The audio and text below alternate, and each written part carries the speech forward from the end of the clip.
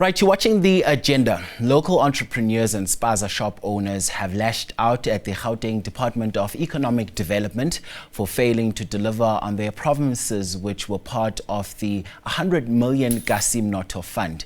The fund was aimed at offering strategic loans and empowering businesses to secure trading stock, equipment, machinery, and working capital. Now, this initiative was promised to business owners in an attempt to foster entrepreneurship and propel economic growth in Gauteng's townships. However, the intended beneficiaries say they have not received any support or funding after they were promised payment by an intermediary of the department. Family Tree Holdings, small business owners and township entrepreneurs who are intended beneficiaries of the fund are up in arms now. So they claim that they have been duped by the government after having not received a single cent that was promised to them back in 2022. We are now speaking to Mathopane Masha, who's the Chief Director of the Inclusive Economy. Mr. Masha, thank you for your time. Welcome to The Agenda. Thank you for inviting us. So let's start here. Here's a cause for concern. Yes. The funds are there. They have not been spent. Yes. Why? So I think it's important just to clarify that the environment in which we are operating is fairly informal. So the fund was launched, I think, in November last year, the 1st of November. That's when it was open officially for applications.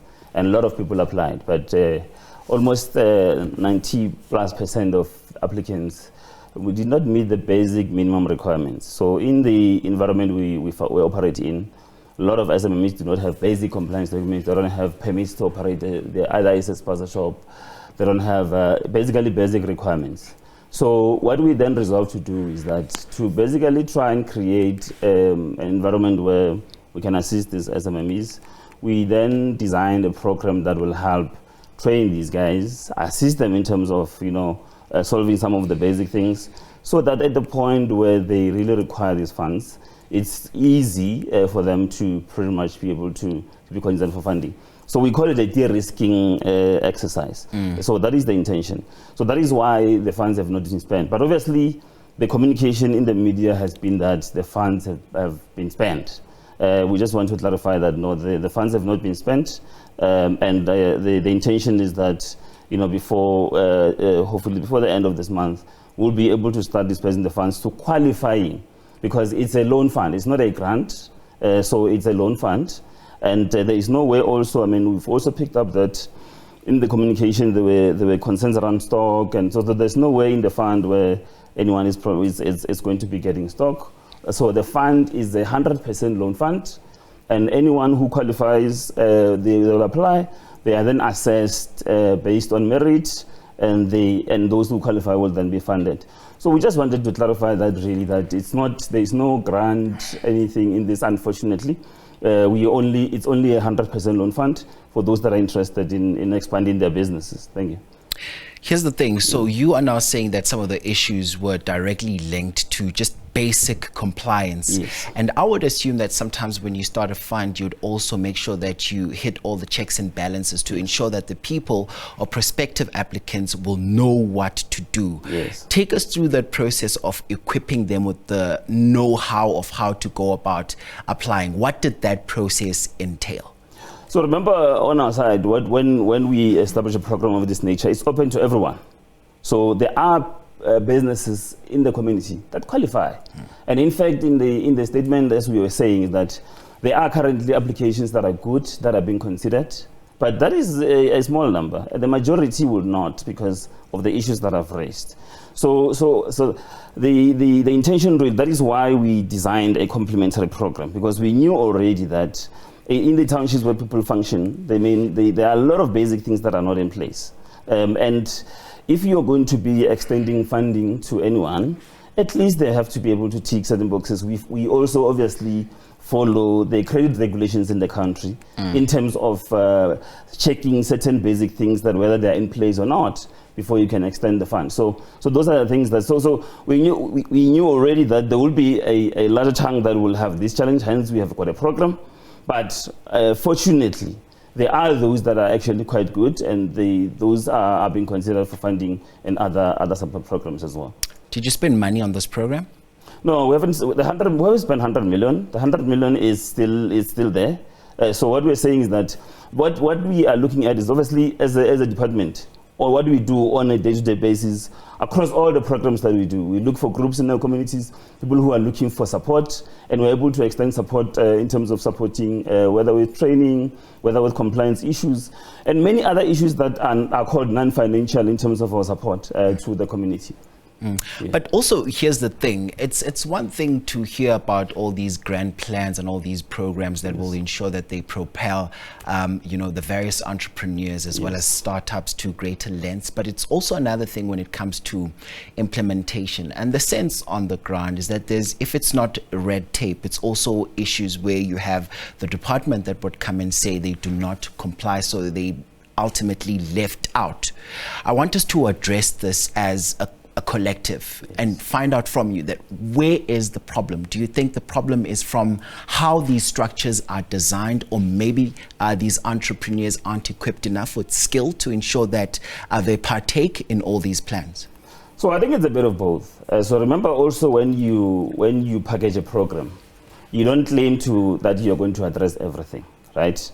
Hence, in this one, a lot of the cohort that we are talking about in terms of people who are really at the lower level, most will really do with a grant support. But this program did not necessarily not set out to provide any grant support. There are other entities that do that, right? But then on the second one, I do agree that, of course, in terms of part of what we need to be focusing on is also to de-risk what you call pre-investments, because we already know, hence we said, while there are those that will automatically qualify because these are entrepreneurs, they are already advanced, they understand their business, they know what they're doing, there will be a larger chunk of entrepreneurs that will not necessarily be at that level.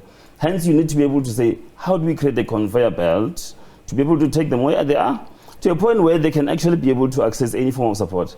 Not necessarily even through us, even if they go to a bank, because they would have been sorted out in terms of basic compliance and other related issues as well.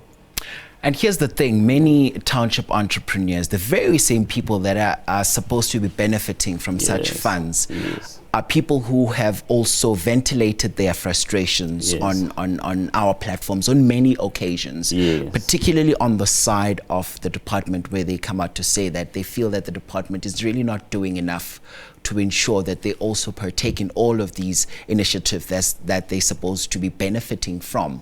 What would your response be to that? Are you a government that is aloof to the pleas and cries of these entrepreneurs? Not necessarily. I mean, obviously, we acknowledge that the delays in terms of dispersing the fund is regrettable, right? Hence, we are doing everything we can to resolve all those issues so that the focus can be on unlocking opportunities for entrepreneurs. But also, entrepreneurs, though, are not also looking for the same things. So they are looking for different things. Some will just come to us and say, take us to a point where I am formal and I'll fend on my own. But also, I mean, there are a lot of programs that we are implementing where there is, considerable positive progress as well. But we also do acknowledge that somebody in business and somebody who's an entrepreneur are two different things, right? So I do acknowledge that. I suppose part of the solutions that as a country we should focus on is how do we actually better support? So we're not saying we've got all the solutions, but I think from the programs that we've designed and what we intend to do, there will always be challenges. And when there are challenges, we obviously strive to resolve those challenges as well. But I can say that there are a lot of positive programs that we're implementing, and we are able to really demonstrate that we are not necessarily aloof to the challenges. We acknowledge that there are challenges. And some of these have to do really with both the capacity of SMMEs, their ability to be able to do certain things, but also resource availability, because you will not always have unlimited resources. So if you look at Mnotho, for example, how it was structured, it was meant to also say, how do we, because we've got this little resources, how do we take what we have, go out and actually look for partners that will so almost supplement it, so that collectively we come up with different solutions. You would have seen in the media now, we've issued a call for what we call strategic implementation partners, because we acknowledge that we don't have all the solutions. So we're saying to the community, where you've got a better solution that we can look at, come, let's partner so that collectively we can be able to resolve these problems. And of course, we must therefore, once that those processes are followed, be able to make sure that we obviously put very strong governance measures so that everything that we agree and we commit to doing, we're able to do. So we do not necessarily claim that we've got all the solutions, no. But hence we are always interacting with communities where we are using a partnership model to be able to engage with people as well in the community. Granted, Mr. Masha, and I also hear you, and some of the what you're saying right now is quite valid, but I want to hear from you. You've been in the space now for a while, and it would seem like all of these challenges are challenges that you face year in, year out. Why is it taking so much time or such a long period for you to iron out those issues? So it's not same challenges all the time, but sometimes, for example, it's challenges that have to do with funding. Sometimes it's challenges that has to do with compliance. Sometimes it's challenges that will fall outside our span of control, but we will obviously interact with those as well. So we do address this, and hence at times, because we realize that we may not have all the solutions ourselves.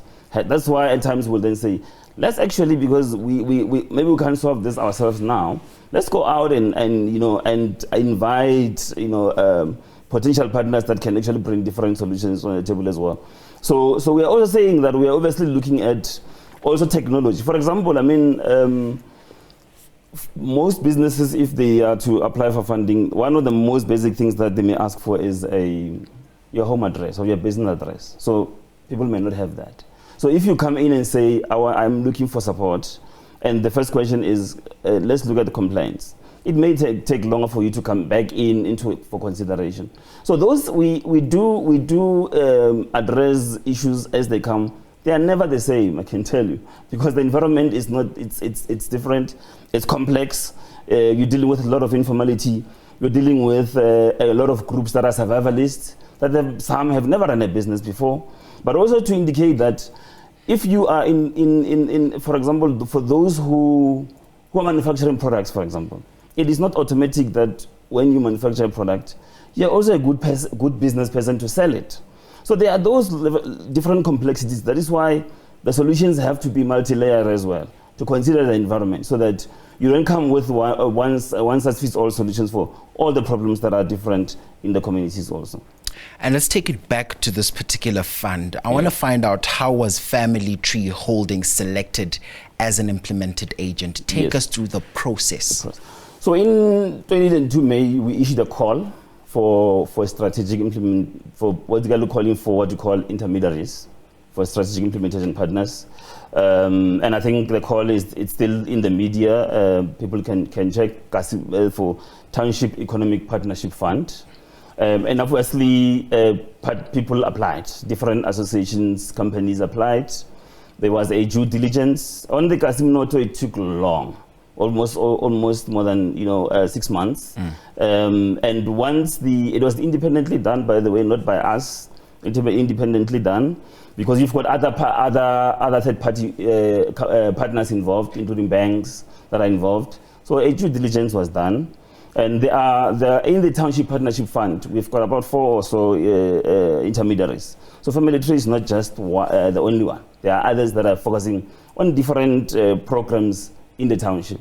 And of course, they were then, once that due diligence was done, they were then obviously appointed to focus on the Mnotho Fund. And then, as I was saying earlier, it was informally announced on the 1st of November that people can start applying. However, those challenges that have delayed us, which is regrettable, by the way, that the money that is meant to assist, obviously, SMMEs, we haven't yet spent it, but I think we're doing everything we can. People are applying, by the way. So once these systems errors are resolved, they should be able to accelerate the issue around rollout as well. So that's how the process was done. It was not necessarily it was a process that was, quite comprehensive, and I think obviously the results of that process are available and can be shared with anyone.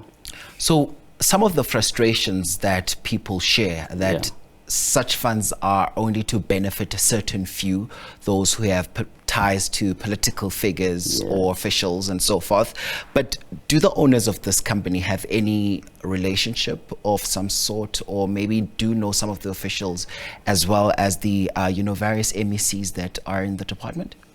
No, I mean this. I'm not aware of. I don't think that is. Well, that's the allegation from some of the. No, I don't think that is the case.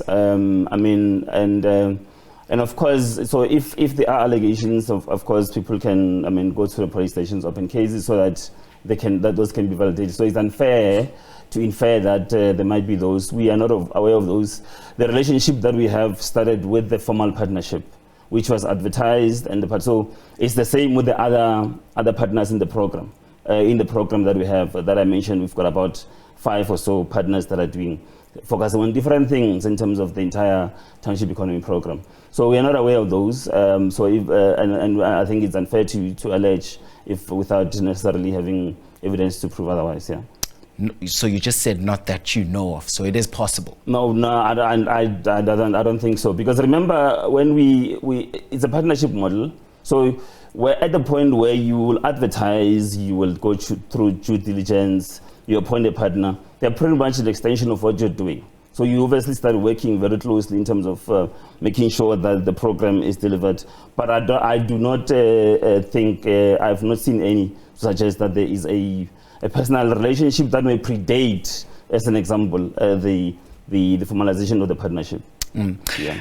And I think just moving forward, before I let you go, it would be very important to take us in your confidence, as well as talk to the people out there, the very same people who come out to apply for such programs and such funds, to tell them that you are actually hard at work to ensure that you will assist them if they are in a position to be assisted. Yes, no, I think just to say that we as I mentioned earlier, we don't necessarily downplay the concerns that people have raised, right? But I think it's also important to indicate that the delays are also obviously good in a sense that they are meant to make sure that governance systems are in place. So you're not reckless in terms of lending and all of those things, right? But the fund, is available, the program is available, and we do encourage people who are interested in applying, who qualify, to still apply.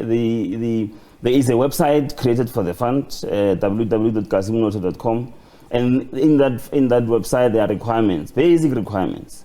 And I think it is really, we are looking at solutions that people can bring forward, so that we can be able to grow our economy. For every person, even if it's an individual-owned business that can create more than 2 jobs, imagine the impact that it will have in our economy.